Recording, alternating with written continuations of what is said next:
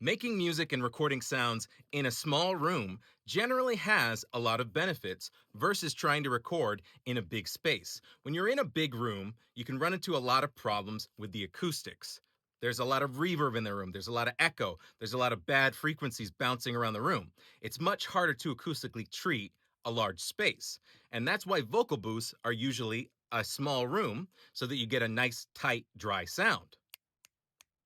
Your sound is not as impacted by the sound of the room, so you can pick up your subject more direct. And it's the same thing for mixing and mastering and producing sounds. You're hearing those speakers back in the room, and so whatever your room sounds like impacts what you're hearing. So you're going to get better mixes if you have a really tight room sound, if your room's acoustically treated. And that's a lot easier to do in a smaller space than in a big space. So while the square footage sounds cool, that's great when you're recording a string section or a large band or maybe a drum set, but when you're making pop and R&B and electronic music, it's really not necessary. It's not something you really want or that's ideal to have a large echoey concert hall. You want a tight room so that you can get a nice, dry, tight sound and you can hear everything really accurate.